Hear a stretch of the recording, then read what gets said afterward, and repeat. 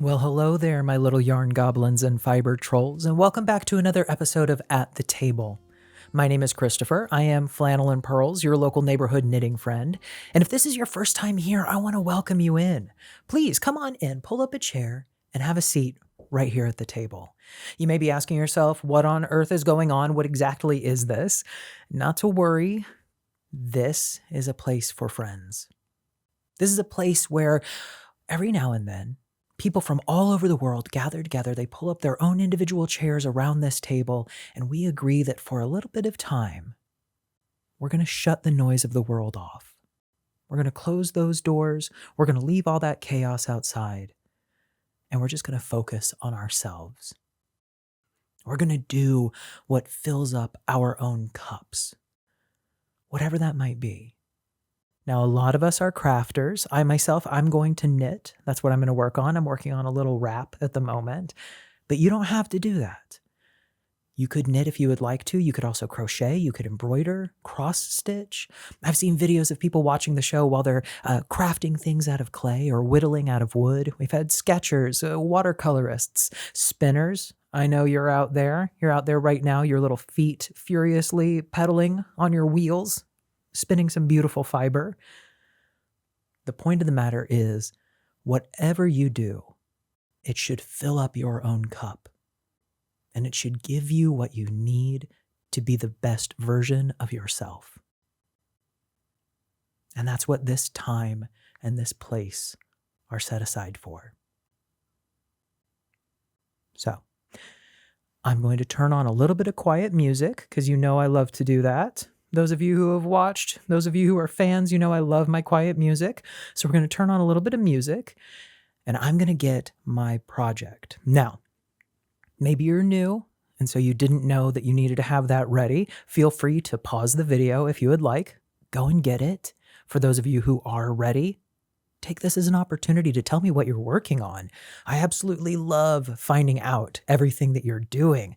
I especially love it when you share the patterns. I may not always have the opportunity to respond to every comment, but please know I read every single one of them. And when you tell me what pattern you're working on, I scurry on to Google, I look it up, and y'all are working on some beautiful stuff. Truly gorgeous. And I'm sure that the work you are doing is equally beautiful. I don't have to wonder about that. I'm sure it's gorgeous.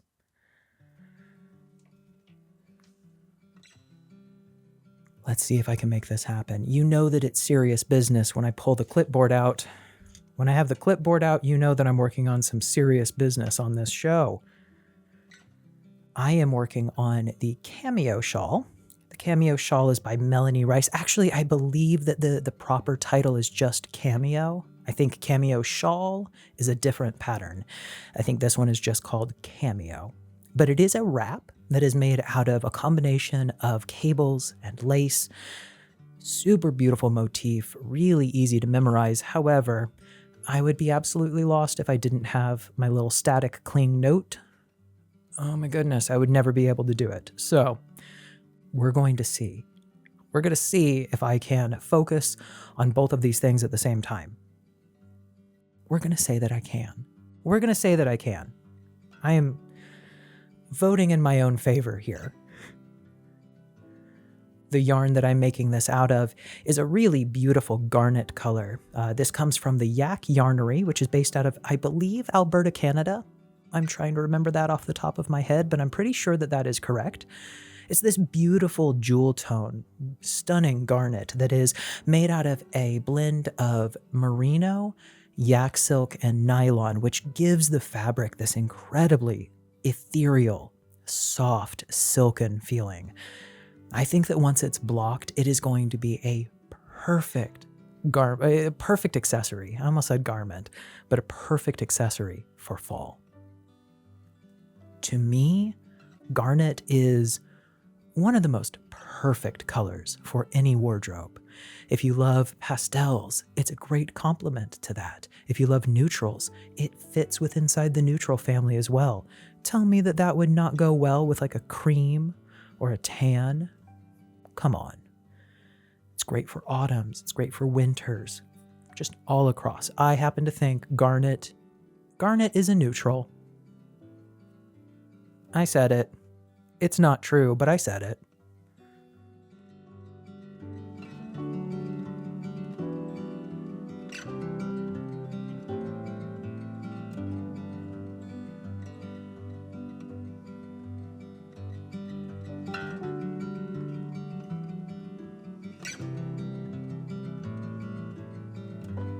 You would think after so many episodes of this show, I would have figured out how to put my project together in a way that I would easily be able to get it out and set up. No, every single episode, y'all just get to watch me struggle, and that's okay. That's part of it, right?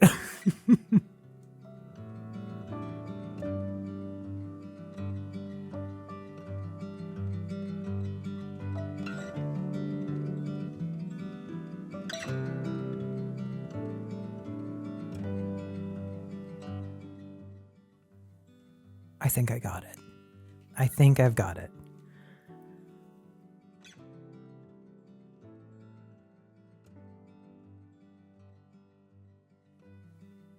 Do y'all do that?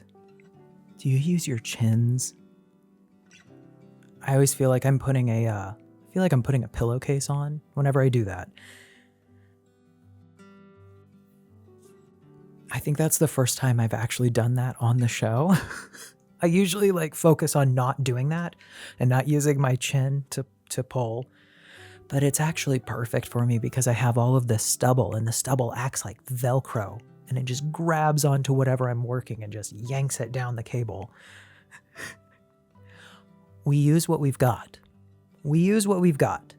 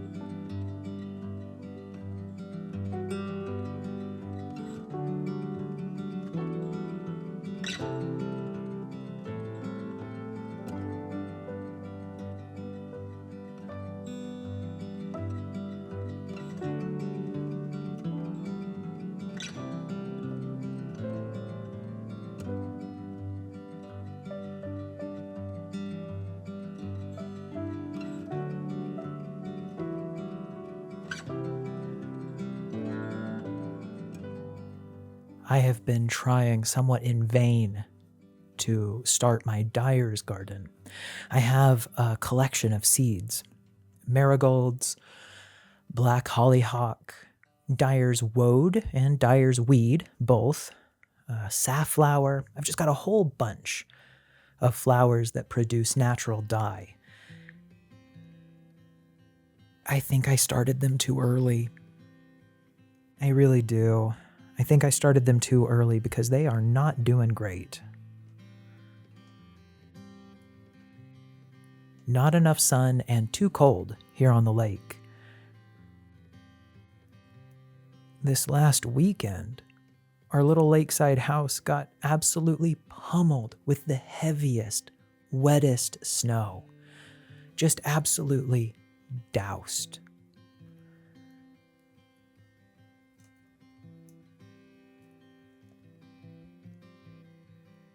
Which I suppose that's March all over for you, isn't it? I don't know what it's like where you are, but here I'm in northern Illinois. I'm right on Lake Michigan, and we never know what to expect. Never.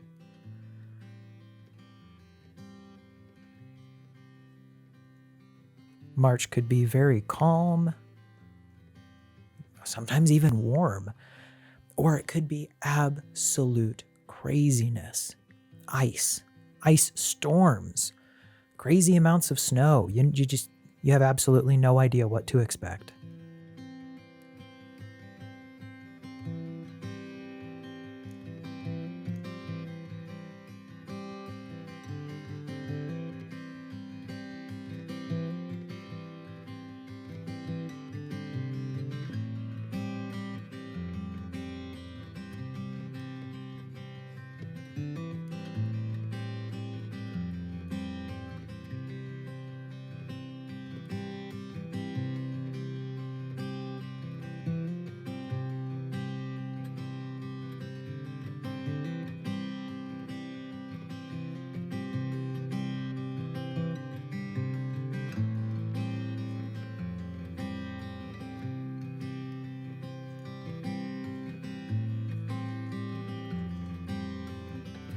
This is actually the second time that I've made this pattern, and I love making triangle shaped shawls. I love making them because they get easier the more you do them. At the beginning, those long rows, they feel really overwhelming, but it's one of those projects that the longer you work on it, the faster it runs, and that feels very rewarding to me. I don't know if you feel the same, but for me, I love a project that feels like it's picking up speed versus say maybe like a crescent shaped shawl where it starts up here at the neck and then as the project continues, it just gets longer and longer and longer. And by the end of it, you're doing 400 stitch rows. I think I've learned my lesson, I think is the best way I can put that. I think that I prefer the type of project that rewards me the longer I work on it. It speeds up.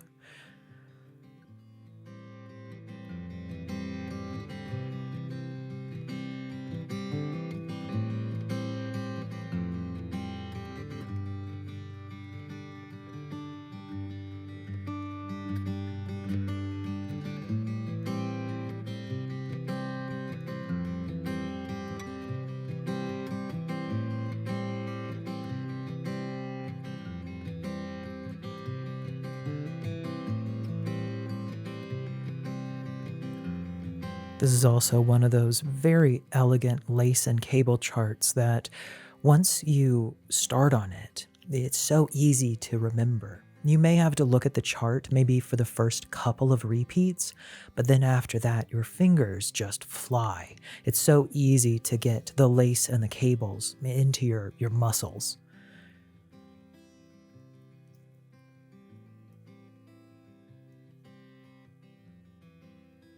And I think that that's something a little special because sometimes a pattern that has a good deal of cabling or a good deal of lace work, it can feel like it's very taxing mentally. It feels like it takes a lot out of us in order to pay attention to not only what our fingers are doing, but also making sure that we're following the chart correctly. And it's so great to have a pattern that feels like it just flows very organically and very naturally. And I don't have to constantly be looking at the chart to make sure that my hands are doing what they're supposed to be doing. But at the same time, it's not so simple as just like a knit and a purl stitch, right? It's sort of like a blend of the two. It's the pleasure and the reward of doing cables and lace, but with the simplicity of doing knits and purls. And when does that ever happen?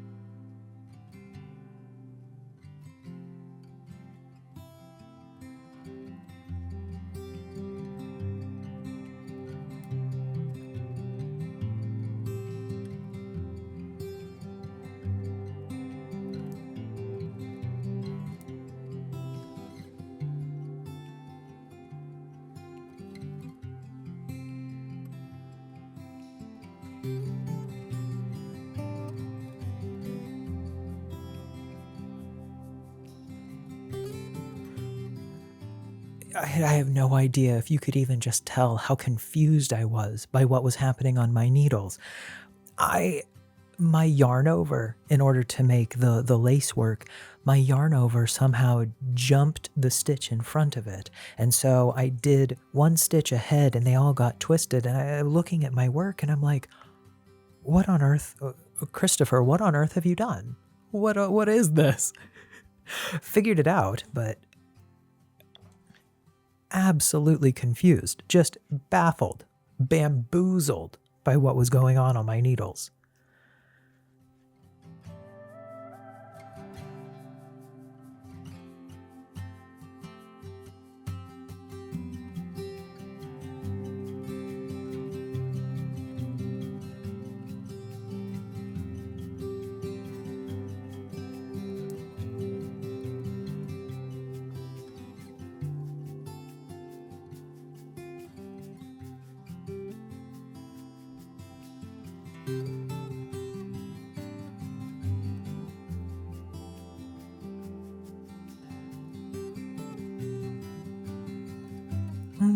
Have you started on your springy and summery makes yet? I know that a lot of people, they get started around March. March and April is when they start all of their light weather, whether that be linen or cotton, perhaps fingering weight knits and crochets. Perhaps you pivot. I know some people, they knit and they work with wool in the winter and in the autumn, and in the spring and summer, they sew. And they sort of split their crafting time between those two. I'm so curious, like, are you planning any summery knits or crochet patterns? What do you have planned? Or are you a planner at all? Maybe you don't plan and you just let things come at you as they will.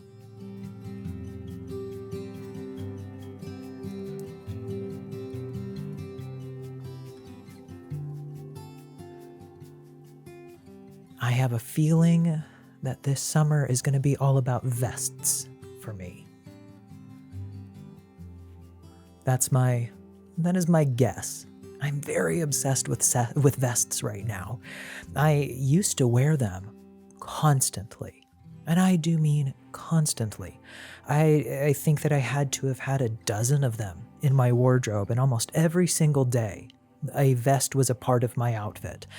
And somewhere, I don't know, somewhere maybe around like maybe 8 years ago or so, that just sort of fell out. I moved on, and I guess I found other.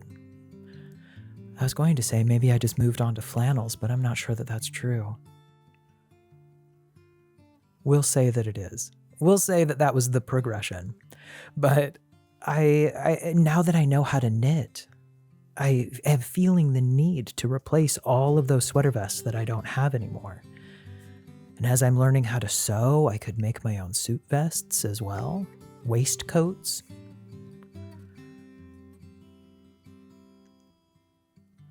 And that feels like an appropriately springy and summery project, right? It's not quite as heavy as making a sweater. Maybe a little bit easier on my lap as the temperatures heat up.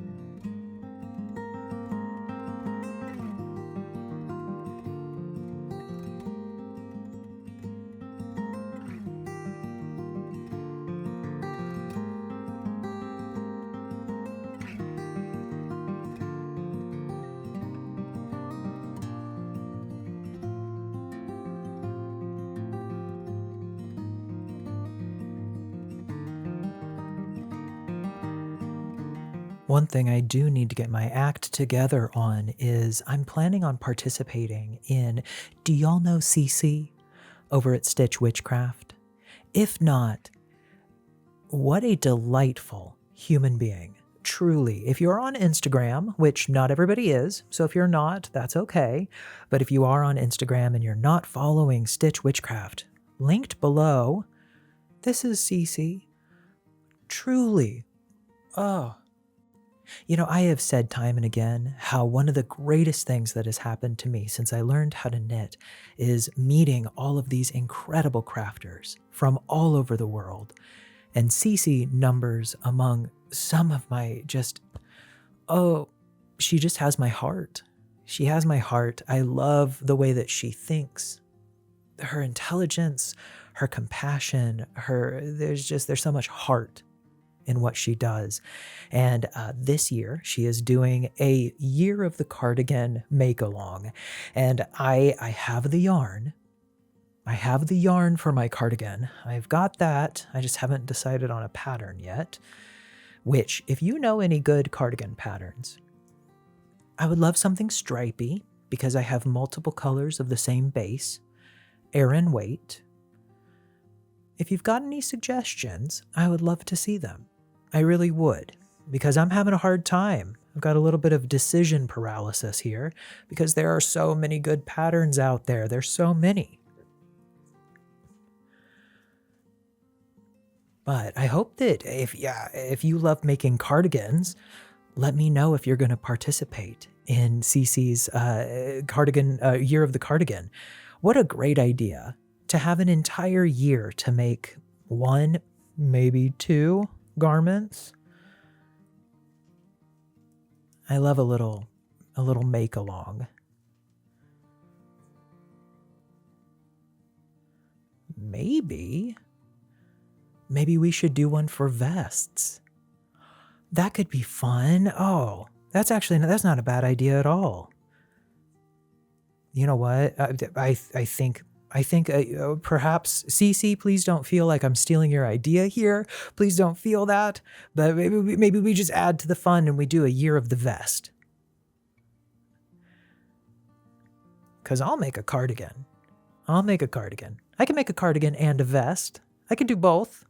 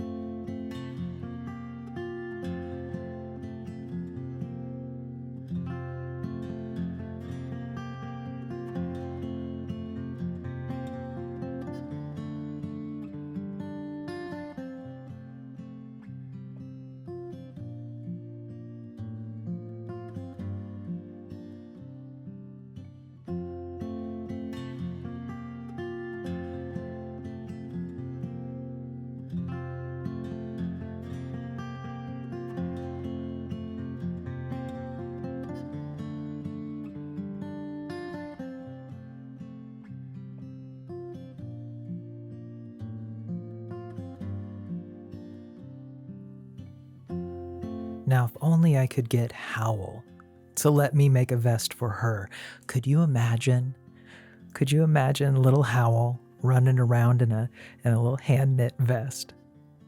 She would never allow that to happen. The absolute disgrace of it. She would be so insulted. For those of you who don't know who Howl is our little, she's our little porch panther. She's this little black cat who showed up last summer on our back porch and has slowly just been folded into the fabric of this house. She is right now downstairs, sleeping away. The rain has kept her indoors all day, and I'm sure that she's incredibly upset about it. But she's up there on the top tier of her tower, looking out the window, keeping watch for all of the neighborhood cats. There's a new one.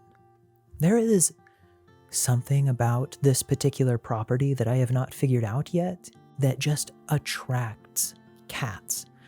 I think that this is the 7th one that we've seen. I've only caught it just like one time on camera, and it's this beautiful, fluffy orange baby with big, bright eyes. I do not think that they are friends. Every time this sweet little baby, who we are lovingly calling Calcifer, every time Calcifer pops around, Howl loses her mind. Absolutely has a fit. So loud, just howling at whatever she is near, whether it be a window or a door, just howling. And this poor orange cat is just standing on the other side like it has no idea what's going on. Poor baby.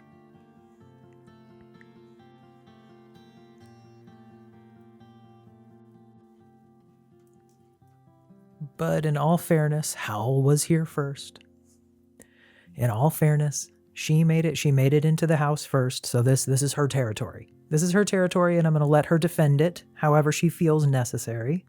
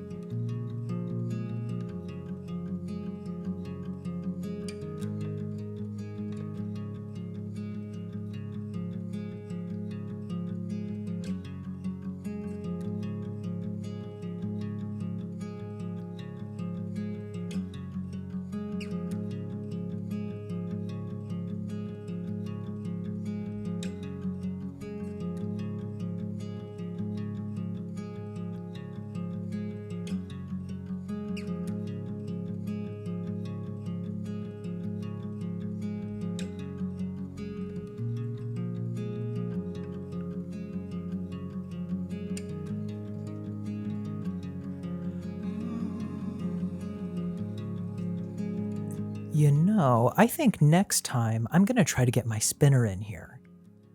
Wouldn't that be fun if I just had like my spinner set up and just do a little bit of spinning? It might require a little bit of rearrangement here, but I think I can make it work.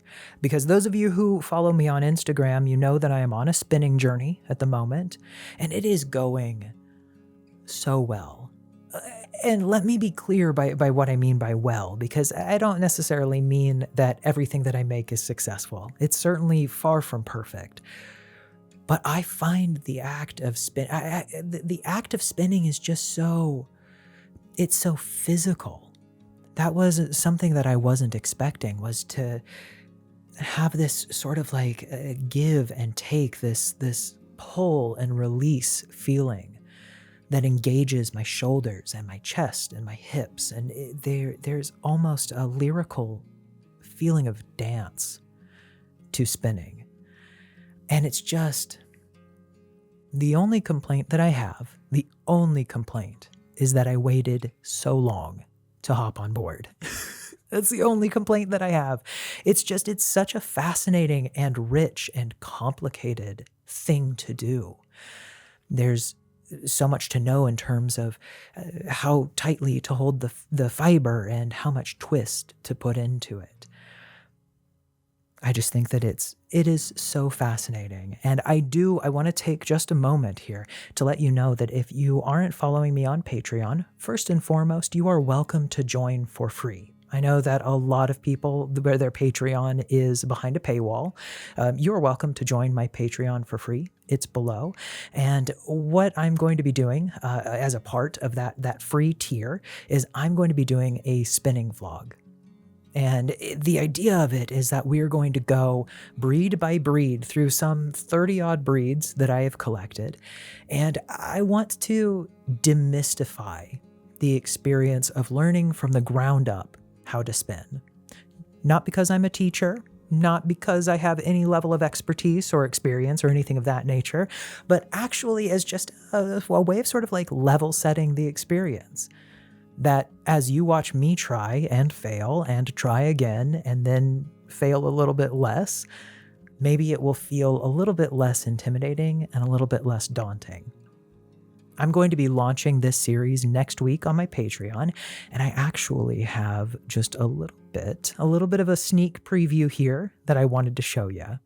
So here is a little bit of a clip from the first episode of Spin Class. And so now that I'm on this journey, now that I'm learning how to spin my own fiber and sort of allowing myself to explore a completely new area of my crafting, there are a few things I love half as much as sharing my experiences with others. I love to tell stories, and telling stories in real time as you're sort of like building them and experiencing them, that's magical.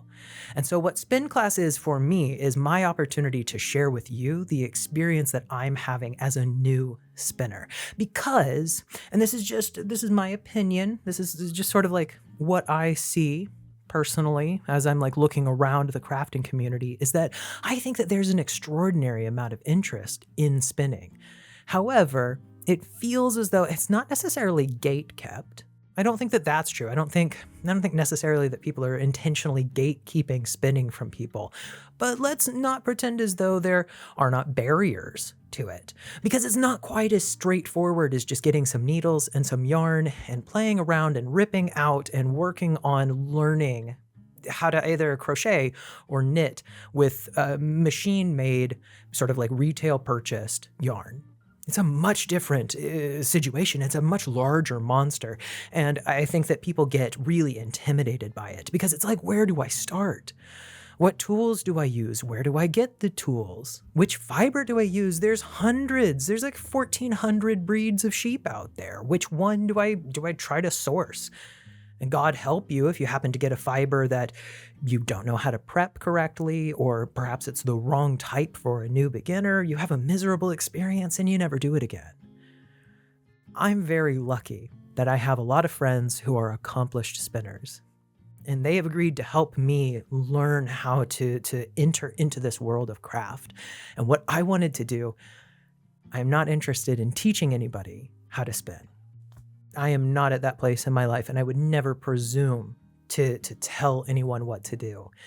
But what I do want to do is bring anyone who wants to come along on the journey as I learn how to spin. And we can learn together. And it's a demystifying experience because every single resource that I have, you're going to have. Everything that I use to figure out this stuff, you're going to learn as well. I'm not going to gatekeep a single piece of it. The keys to the kingdom will be given.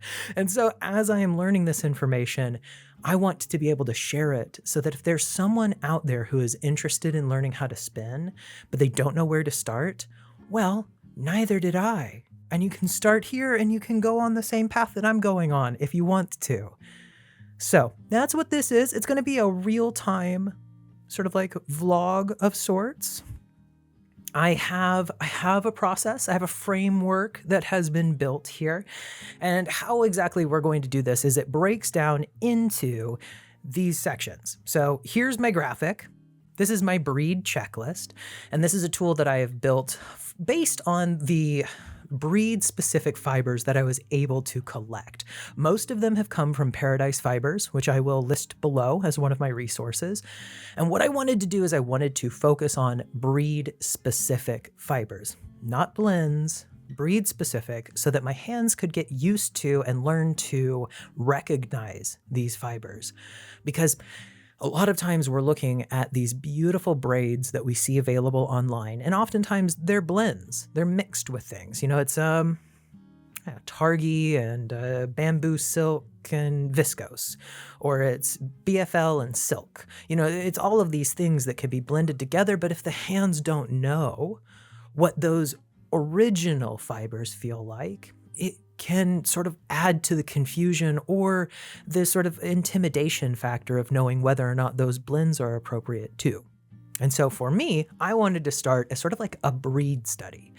And so I found these. By no means are these the only ones that exist. Like I said, there's like 1,400 sheep breeds out there. There are so many. These just happen to be the 30 some odd that I could find online. And so I figured that was a great place to start. And it also coincidentally happens to be a lot of the same ones that I see available online in the sort of like hand-painted braid. And so how we're going to start this is we're going to start with the downs. And the reason that we start with the downs is simply because, and I have to give huge shout out first. Like I said, we're going to name our resources. I want to thank so much Stitches and Starlight, Taji, my friend. If you want to follow them, please hop on over to Stitches and Starlight on YouTube, or you can follow them at Tangles and Starlight on Instagram. Both of those will be linked below. But when I started this series, when I approached Taji and I was like, Taji, I want to do sort of like a breed study series, they were like, okay, that sounds really exciting and also a little bit overwhelming. Let's do it. How exactly are you planning on doing it? And I said, okay, I found these 30. Most of them are available online. A few of them I have to source from a couple like specific providers, but these are the ones that I was able to get. What do you think? And the immediate thought was, oh, you have a whole bunch that are just kind of jumbled up here. We've got medium wools that are next to long wools, that are next to primitives, that are next to downs. There's no real structure to how this is built.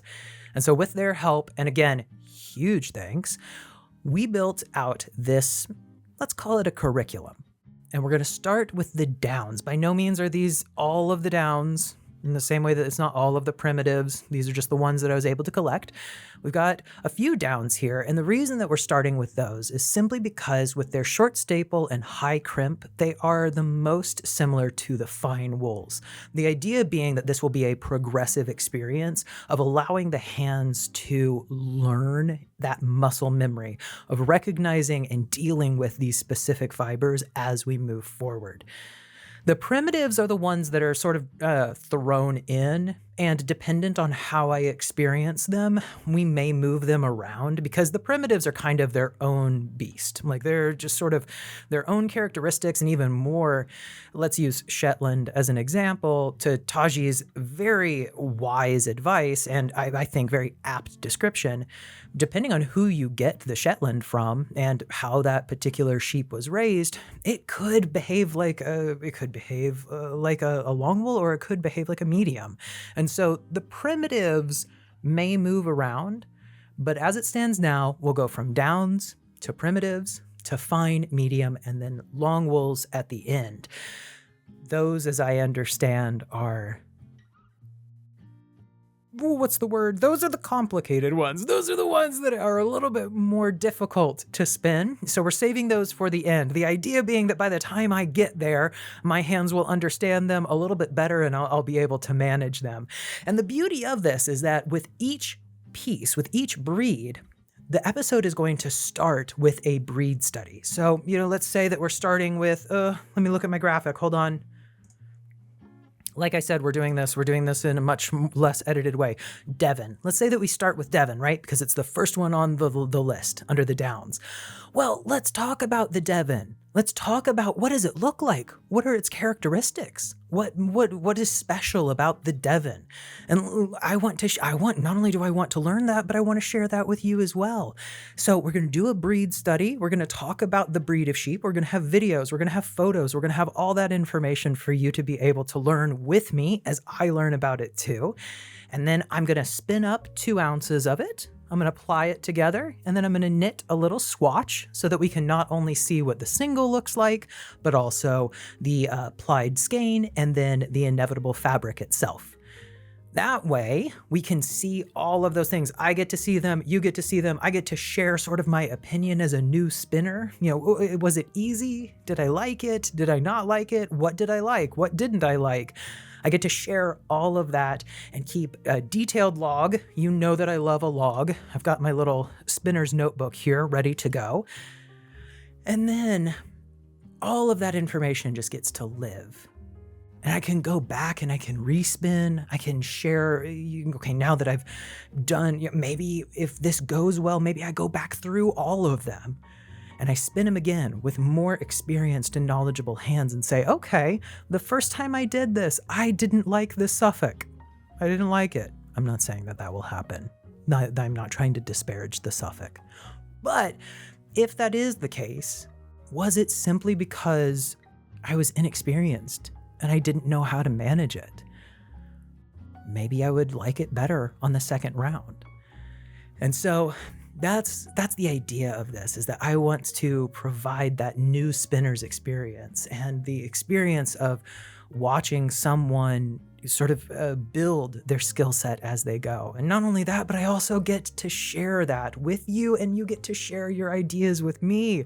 Like, that is what I'm looking forward to, as well as that if I hit a roadblock, which will inevitably happen, we all get to kind of like work together as a community to figure this out. And so that's the framework. So every episode, it's going to be a breed study at the top, and then we're going to spin, and we're going to share our thoughts about how exactly the spin went, the ply went, and also look at the fabric itself, so that we have all 3 of those pieces of, I think that they're important references to not only spin the fiber, but to ply it, see how balanced it comes out, and more importantly, see how it knits up. Because ultimately that's the goal, right? You don't want to just spin the yarn, you want to use the yarn. So that's how it's going to happen. That's how it's going to work. That's the framework. You may be asking yourself, where are we getting all of this information? Well, I have resources. I have so many resources. And let's start with my favorite type. Oh my goodness, it's such a heavy stack. I love some books. I love books. Let's talk about... I am so excited about spin class. You all have no idea. I have been thinking about this and planning it for months. And to know that it's finally here and that the first episode is going to be launching next week, it's very daunting. Frankly, I'm a little bit overwhelmed by it already because 30 breeds of sheep is a lot. But at the same time, I'm so excited to get my hands in there and find out what the fiber feels like. About half of them have been collected. So I've collected about half of the breeds so far in the study. I've not opened any of them. So all of them are still closed. That way I can have a very honest, very real-time reaction to how they feel. I'm not going to be practicing on any of them or anything of that nature. And so I really hope that you'll come along with me. I think it's going to be a lot of fun. I wish that I had more time and energy and resources, that I could have added more than 30 to it. I am curious, now that you've seen the list, if you spin, what am I missing out on? I tried to make the best list that I could with the fibers that I could find online, but if there's something missing, and you think that I'm really missing out on one, please let me know. I can always make room for one more. I can always make it 31. I could probably make it 32. Just don't tell anybody.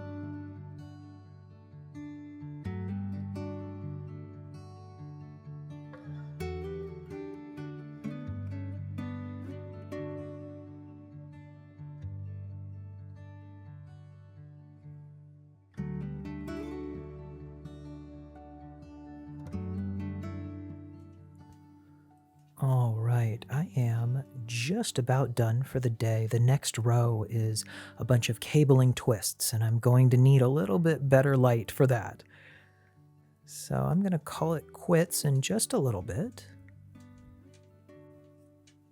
But by no means does that mean that you need to be done.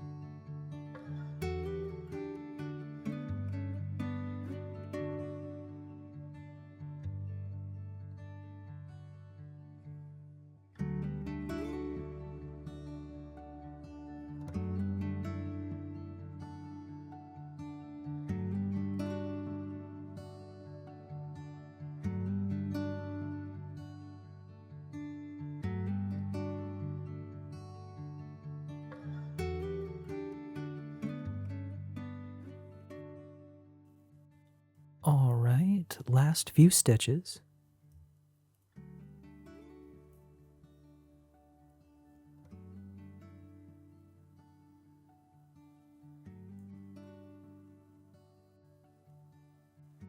All right. Do you want to take a look at it? Let's take a look at it.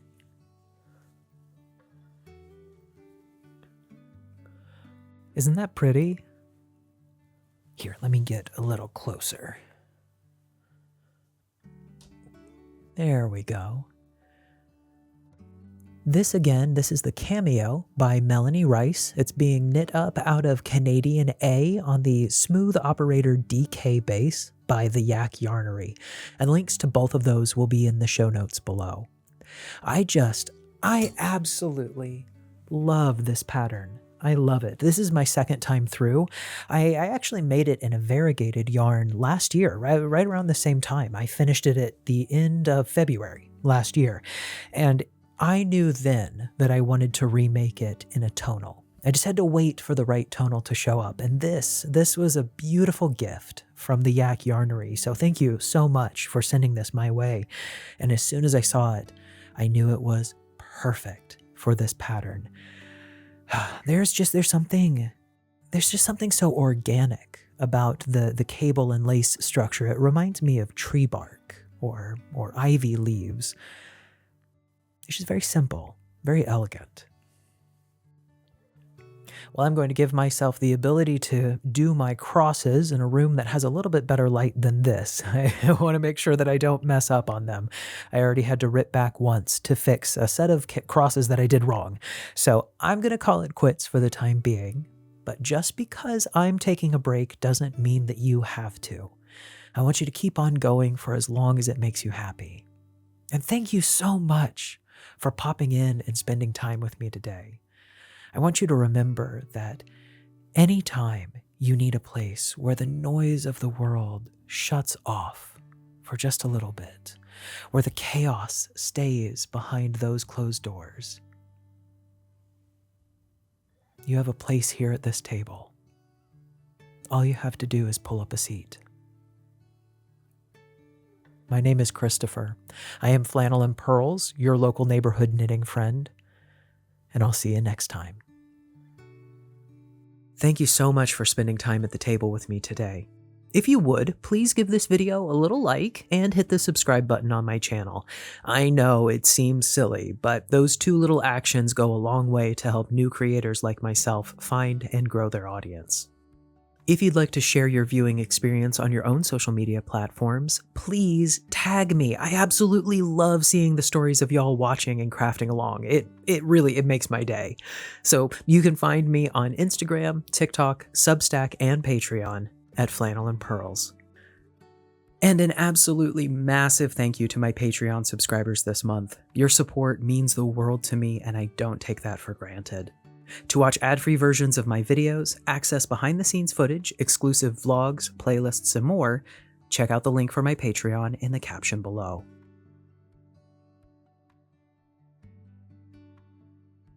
As always, take care of yourself, my friends. I'll see you next time.